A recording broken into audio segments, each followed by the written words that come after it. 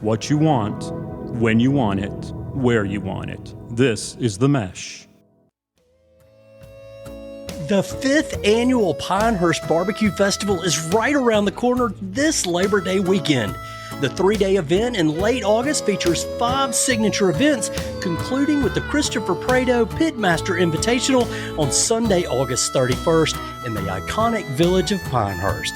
7 of the state's top pitmasters will be on hand for patrons to sample 7 different meats and 7 different southern sides, including brisket, ribs, pork barbecue, smoked crab, and much more. Tickets to all of the events are on sale now at PinehurstBarbecueFestival.com. And remember, to help celebrate the festival's 5th anniversary, purchase a ticket to be entered into a drawing for Tickets for Life. That's right, Tickets for Life. Don't miss one of the top food festivals of the year in North Carolina. Log on to PinehurstBarbecueFestival.com and secure your tickets now. Countdown to Pinehurst continues as we approach Labor Day weekend, August 29th through the 31st, and we continue our conversations with the pitmasters participating in this year's festival. Today, we welcome Matthew Register from Southern Smoke Barbecue and Catering in Garland. Matt, thanks so much for joining us again on the Low and Slow Barbecue Show. Yeah, man, it's great to be back. I always enjoy being on here. Matt is participating, for those who don't know, in the Pinehurst Barbecue Festival's Christopher Prieto Invitational. He's also hosting the High on the Hog Gourmet Pitmaster Dinner. And Matt, we'll talk about all that stuff. But first, I've been following your schedule over the summer and upcoming months. You're a busy man on the festival circuit. Yeah, we are. We're getting ready to go through a stretch that is pretty incredible. I mean, starting next weekend, we're in Charleston. Then the next weekend is Pinehurst, of course. Then the next weekend, you'll have to tune in on Saturday mornings. We're going to be on the ACC network that Saturday. And then the next week we go to Texas for Tanglefoot, and then the next weekend is Euphoria Food and Wine. So we're gonna be busy. We're gonna be burning the roads up, as they say. Yeah, and then not far down the road from that, Holy Smokes as well. Yeah, Holy Smokes, and Holy Smokes is always fun. It truly is like a big family reunion because everybody, it seems like, is there, and I get to carry my boys, so that's kind of an annual now guys trip where we carry the boys and they get to hang out with and get to know some of my friends that they normally wouldn't. But this year I feel like there haven't been many festivals that we haven't been involved in. But it's a blessing. It's a blessing for sure. Right on. So now a couple of music dishes are in there. I know you mentioned family reunion coming up, Tanglefoot, obviously music and barbecue as well. So what is on Matthew Register's barbecue prep playlist? Oh man, our playlist is all over the place. You'll get a lot of Motown. Of course, you'll naturally have, Marcus King but you'll have J. Cole on there. You'll have some really obscure, like Texas country. You'll have some new country, have some really old. Even in our restaurant playlist, we've got some Randy Crawford, a little disco in there, So it just really varies. I laugh when I'm baking, and I've been baking a lot. It's very Sam Cooke, that kind of stuff. But with us, you never know. You never know what you may get hit with when you're around us cooking.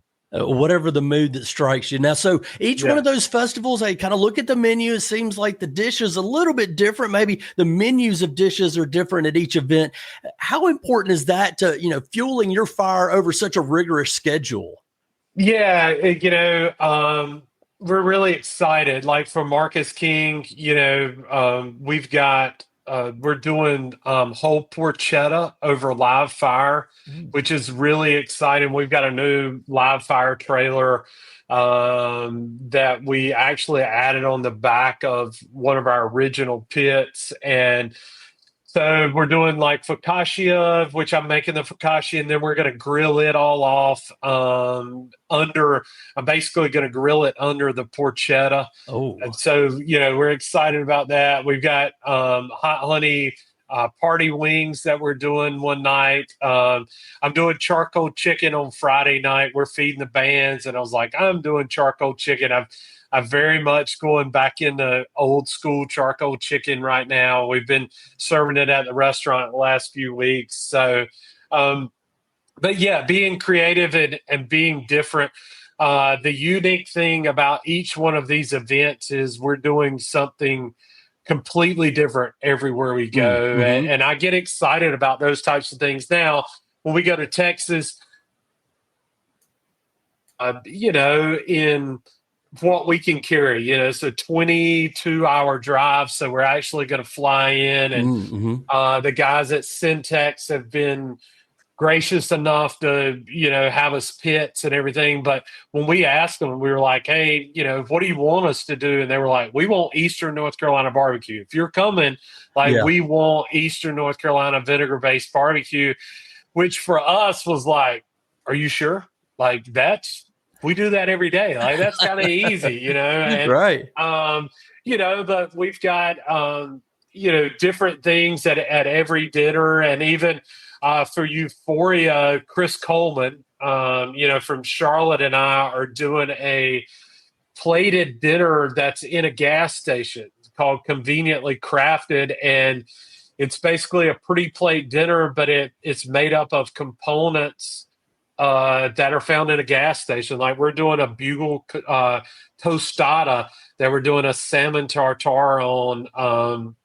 So those kind of things are really fun, and they kind of keep you on your toes for sure. Like, but I will tell you, I'm ready. I'm kind of ready for just regular old wedding season. And, but if we get back from Greenville, I was laughing, Cray and I were talking, I was like, we get back from Greenville and we got 3 weddings the next weekend. So, I mean, there's no real breathers, but man, what a blessing it is to be, in such a small town in rural Eastern North Carolina. Mm-hmm. And I mean, we're cooking next weekend. I'm going to be hanging out with Jamie Johnson and Marcus King, like cooking for them, for the Yeah. second time. And then I'm like, we're going to Texas. Like, somebody wants us to come. Like, did you ask 100 people? And, everybody said no. But man, it's so fun. It's such a blessing, and it's crazy. It's such a crazy, crazy journey. Well, it's exciting news definitely happening in Garland and down. Before we continue down east in the Village of Pinehurst Barbecue Festival, a quick invitation for our audience.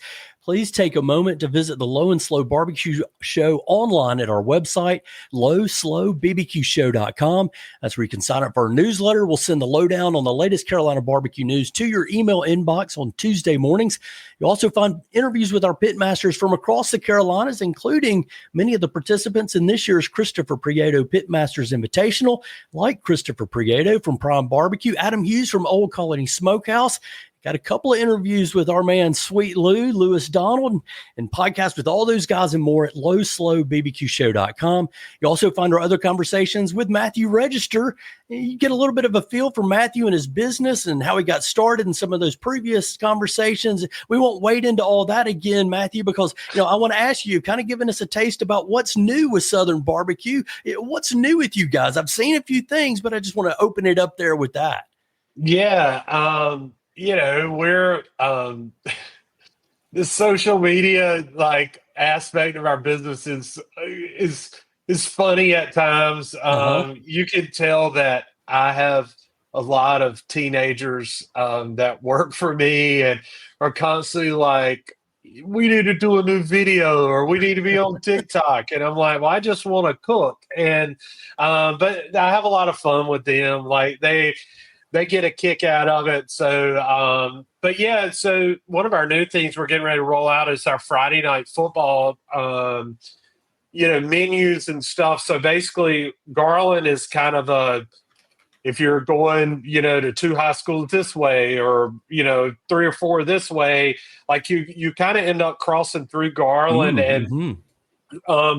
we're actually going to roll it out where we're going to do kind of a competition, and whoever like has the most fans throughout football season that comes in and says, "Hey, we're on our way to watch, East Bladen play Clinton, or Union play Lakewood," and we're going to keep a contest, and whatever school has the most representation, we're going to team up with our buddies at Yeti, and we're going to give the athletic trainer a new rolling Yeti cooler from whatever school wins it. Wow. I'm a coach. A lot of people don't know that, but I coach, and our athletic trainers are often not given the love and the praise that they should get. I know having 3 kids that are soccer players at the same school, our trainer has become one of our dearest friends. Sure.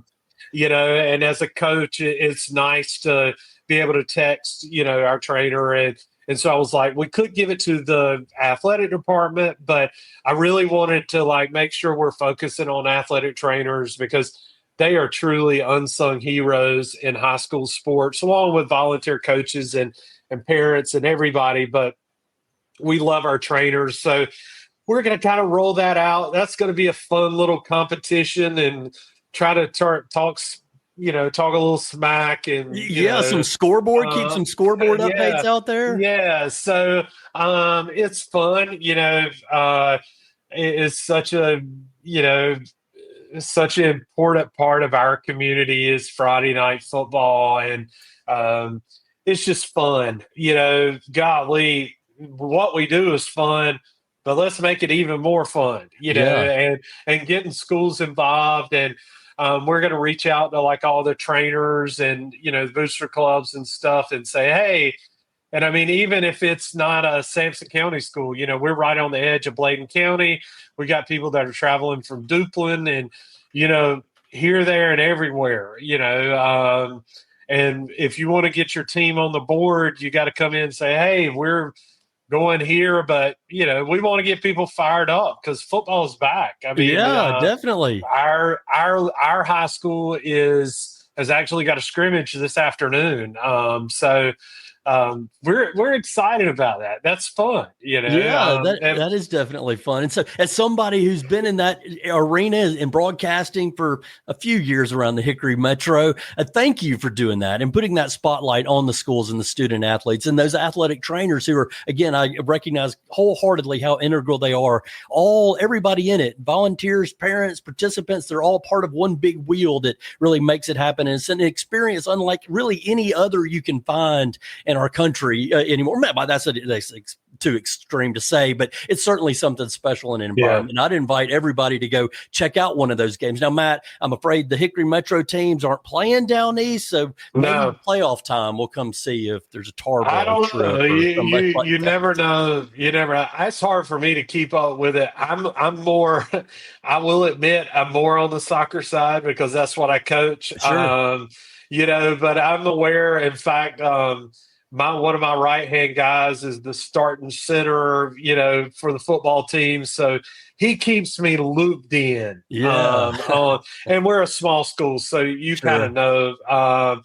But yeah, for sure. I don't know. Those West teams are tough in football. They really are, and in soccer. So. The mountain guys, mountain guys and gals, they've definitely got stuff going on. Now, you mentioned the social media. One of the things that I've seen out there is Chef Matt Dad wake up and make some hot sauce. Did I see you're getting ready to reveal a big recipe out there in the Instagram space for the Southern Smoke barbecue followers? Yeah. So, Chef Coach Daddy Matt. Okay, there you go. Is naturally I have a lot of players that that work for me, and so as some of them being funny, they were like, "Do we call you Chef? Do we call you Coach? Do we call you Dad?" Because my children are, Taylor Grace works for us, and they were like, "We're going to just call you Chef Coach Daddy Matt," and I thought it was going to die out, but they actually do it like in public. And I'm Uh-oh. like, come on, y'all. Like, We're at the hardware so store here, man. yeah. And they'll do it to me at soccer practice. If I'm like in a bad mood, my keeper will walk up and he'll say, "Hey, Chef Coach Daddy Matt." Like, and I'm, so, Take a but lap. yeah. So, um, but yeah, so we, about 8 months ago started making our own hot sauce, and, um, I'm trying to get more into putting recipes out, doing little cooking videos, that kind of stuff, but still making them fun. And we just ran out, and I was like, "Hey, let's film it." I told Cray, I was like, "I'm just going to film it," and then all of a sudden, it started to turn into a one of these funny videos that involve the kids. But yeah, we're the recipe, and it's a super quick, easy recipe. That we smoke Fresno chilies and onion and garlic to add it kind of a depth. But a lot of people, I think, are scared of hot sauce because they think, oh, it takes forever. But this is actually a super quick, one day that can be ready to be served, and holds for 3 or 4 weeks. And Hmm. just something fun and different. And I'm really hoping we're going to roll out more of those types of videos where, um, people are kind of intimidated in some things. They hear it and they're like, but we're going to kind of show them, hey, there's an easy way to do it, and like we're going to make some jalapeno sea salt this week for a dish we're doing with Marcus King next week, and we'll probably film that. And I've toyed around with the idea of, I'm a dad, and we're a busy family, and Subway after a while gets old, eating for dinner and picking up and doing these, uh, hey yo, what's for dinner, involving my kids, and Right. these really quick night fun Mm. menus. And that I think we're not the only family that struggles with those types of things, but still being able to eat healthy. And especially having growing kids and athletes, making sure we're getting protein and Mm. those kind of things Mhm. into them. So that's coming, but Matt's got to get slowed down a little bit to film. That's a So lot of irons in the fire. And, it makes me think a little bit, early in your journey, there was a cookbook involved, and I know it's still part of the journey there for Southern Smoke, but it seems like maybe, is this the next evolution in cookbooks? A lot of this video that's not just for social, but obviously that's a big hook for everybody. But are you seeing more people spend their time, effort, and energy doing the videos, or is there still a room for those cookbooks that are hard hold in your hand types of yeah, objects? I think there's both of them.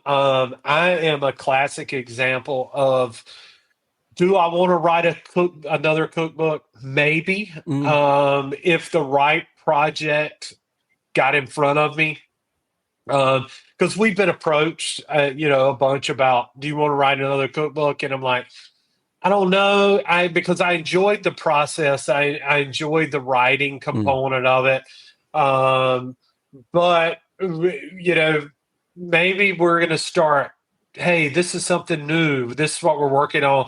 I don't think I will ever be into doing 2 or 3 videos a week. But I think one a week is very obtainable for us. Just, but I haven't really found the right way I want to do it to Mhm. really represent what I'm into. Mm. And it always, because me, I don't necessarily always want to be barbecue. I Yeah. don't want it always to be necessarily this. Like, we don't want to fit in one box. We want to fit into, what are we digging right now, and I'm very into making bread and pizza, and like that's been a real learning thing, because it's something I'm not really good at, and it's something I feel like I need to be good at. Mm. And so, um, I don't know. It's very organic right now, but I think there is a place for both. Sure. I am a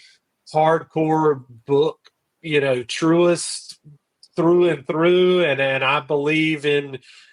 I'm not a Kindle reader. I'm a book reader. I'm So going to who's somebody have. that you're reading now in the cookbook world? So have been reading a lot of cookbooks. I just read Unreasonable Hospitality, which for anybody in the restaurant business or that has aspirations of being in the restaurant business or any sector that is um, or customer service based.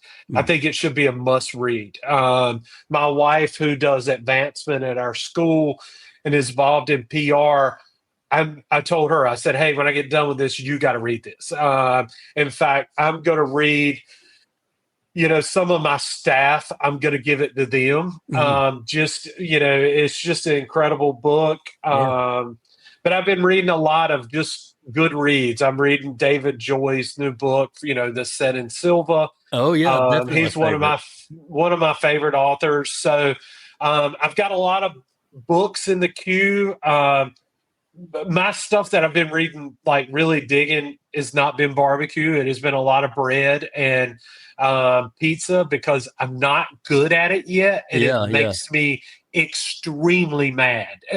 It makes me mad that I am not good at it, and you never know. We may have some pizza aspirations on down the road. You just never know with Matt Register. Yeah. What he may be you never know what I may be working on. So Right. Well, so speaking of breaking away from barbecue, I know that you probably consciously schedule a summer break somewhere in your realm around there. And if not, I definitely see a lot of fishing that's going on yeah, out there. yeah. So from Garland to the Carolina coast, your favorite spot, how fast can you be there? I can be at our boat dock in Carolina Beach in an hour and 16 minutes. So we have a house at Curie Beach. And I've got it. My youngest is, I wish he was obsessed with math and science, but he is obsessed with fishing and playing ball. So, which Yeah. is very, very familiar because I was that way growing Yeah. up. But yeah, we do try to take a lot of time to get away. And in the summer, it's not long trips. But I try to, 2, 3 days here and there. Mm. Like we were there Saturday. I have one more. We joke I have one more weekend of freedom until Thanksgiving, so I'm trying to take full advantage of it. But we fish this weekend. Something I enjoy, something I could do with my dad, and my youngest, and all my kids will end up on the boat, but they're not dead set on being out there at 7 o'clock in the morning. But yeah, we even did. I was in Scottsboro, Alabama, just Mm. recently. Lake Hartsville, which they had the Bassmaster Classic there. I think last year Right. we did a lot of fishing out there, and that was a fun change of pace. Bass fishing compared to redfish and trout and a little bit of offshore fishing that we do.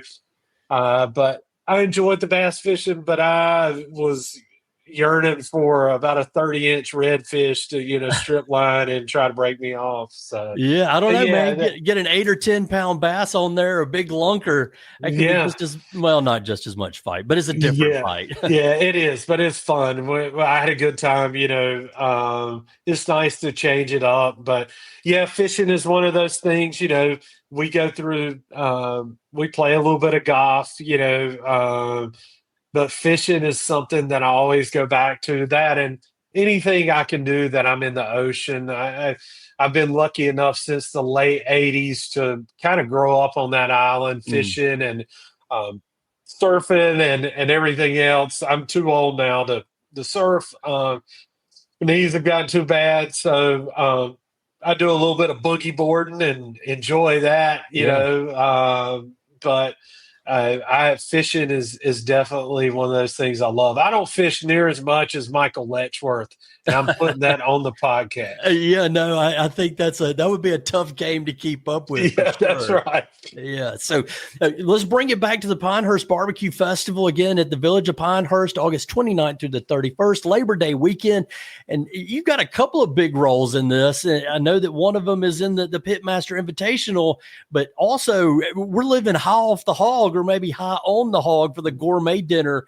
Matthew, that's quite a menu that you've assembled. Tell me a little bit about how you've gone about sort of creating a menu for this special event. Well, when I talked with Dave and those guys, because we did the Smithfield Cup with them, Right. and we talked about Pinehurst, and then they approached me about Friday night, and I said, "Yeah, I'd love to, but you've got to give me the freedom. Like, it can't be just a cookie cutter regular barbecue menu." And there's nothing wrong with that. I was like, I'll be more than happy to do it, but it's got to be Southern smoke, and where you're not, you're going to have some unconventional, not your typical things on there, and I have to bring a coastal element in, and it's just like Holy Smoke. When I go to Holy Smoke, I'm in the coastal village. I'm always there, but that's just part of kind of Southern Smoke's DNA. Is, and they were extremely receptive to, we want it to be so you've got sides on there like rice pudding. That is one of those staple old school Southern Smoke. One of those things that really it ended up in Food and Wine. We ended up basically getting the book deal off of that article in Food and Wine from Squash and Rice Pudding. And you've got the New Orleans style shrimp, and shrimp or fish dip, and like, so it's very much a Southern Smoke menu for sure. Now, can the same story be told for your Pitmaster Invitational menu? Pork belly and chilled rice salad with charred okra and tomatoes. A little more traditional barbecue Southern side. Yeah, it is. I love that rice salad though, because of course, I think we all know it's going to be hot. Like, I'm not being fooled by false fall right now. Like, I know it's not going to stay in the 70s in the mornings and the 80s. Like, it's going to be hot, but that cold rice salad is so refreshing and has a really cool depth of flavor. And then the richness of the pork belly, and we're going to put a little bit of hot honey over the top of that. But we're really just doing a kind of a real simple salt and pepper, pork belly that it's going to be a fun dish. It really is. But, we had to add tomatoes and charred okra, and the base for the rice salad is an herby ranch dressing. So it is a little Southern Smoke, but a little, traditional for sure. Yeah. So, when you think about Pinehurst in particular, as well as really all the festivals that we've kind of talked about today, what is it that you enjoy most about doing all this? Why do you hook up with somebody like Pinehurst and, get so engaged with it? The people, getting to meet new people. Yeah. Two, I get to see, all these things. I don't think the general consumer realizes how much we enjoy getting to see each other. The Pitmasters do. I talk to Lewis.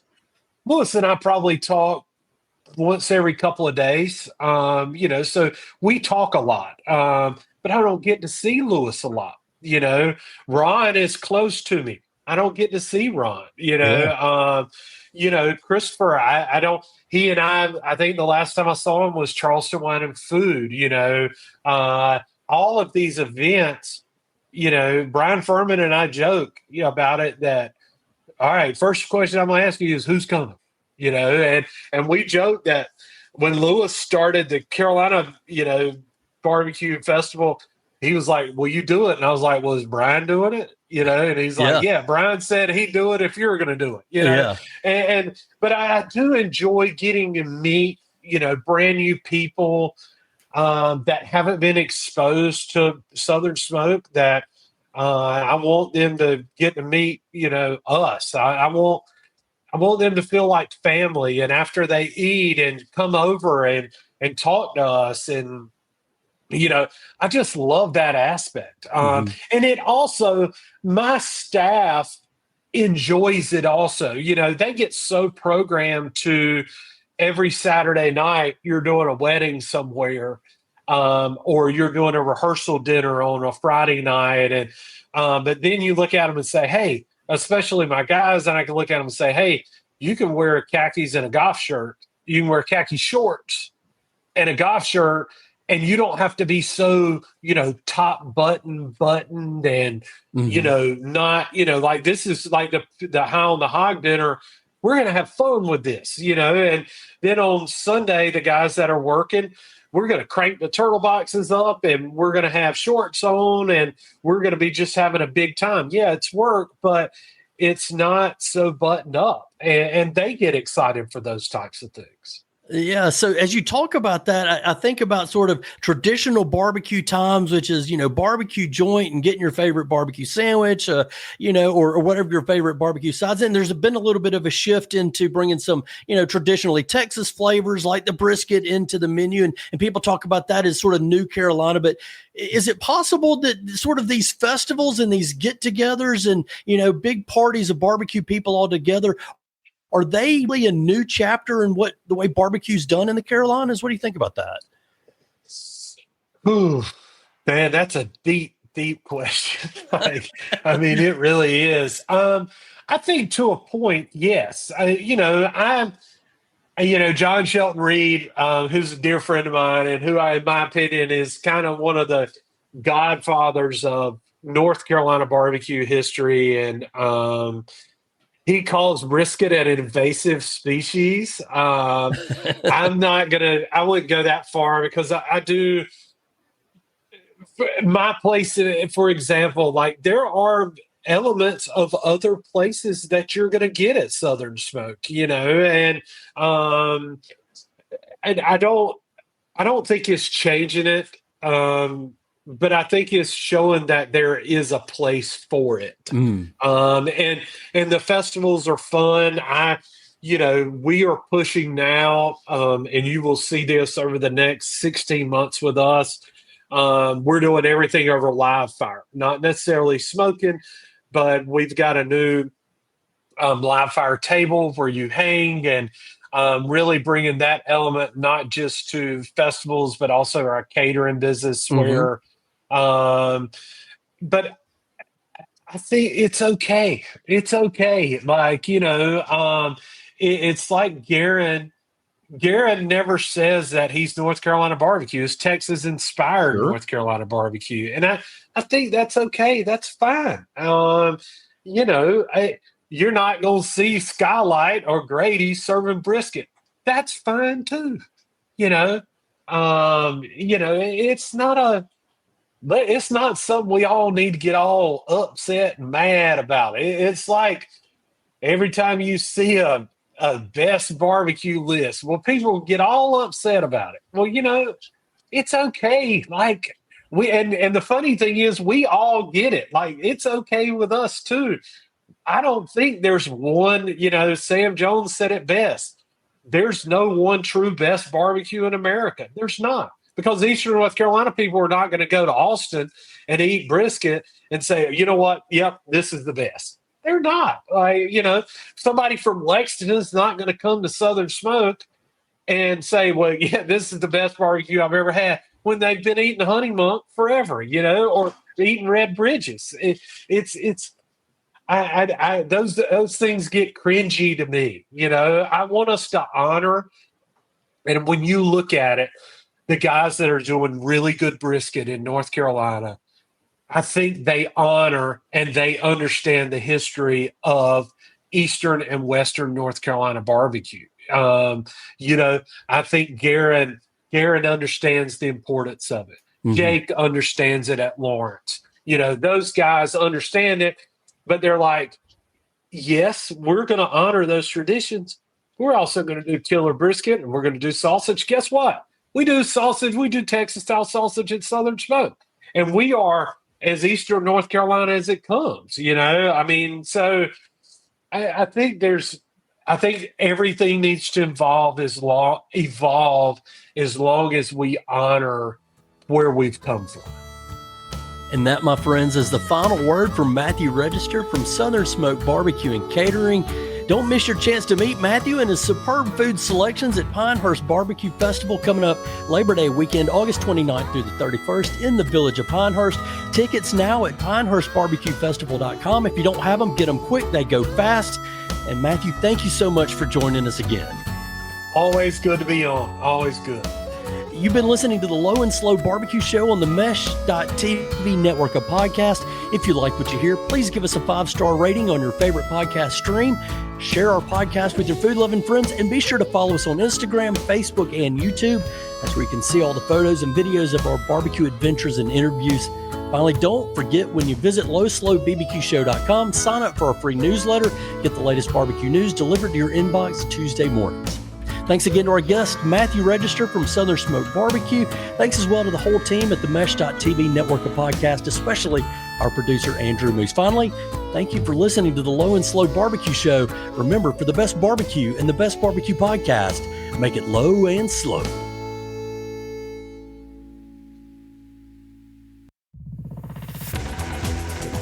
You've been listening to The Mesh, an online media network of shows and programs ranging from business to arts, sports to entertainment, music to community. All programs are available on the website as well as through iTunes and YouTube. Check us out online at themesh.tv. Discover other network shows and give us feedback on what you just heard.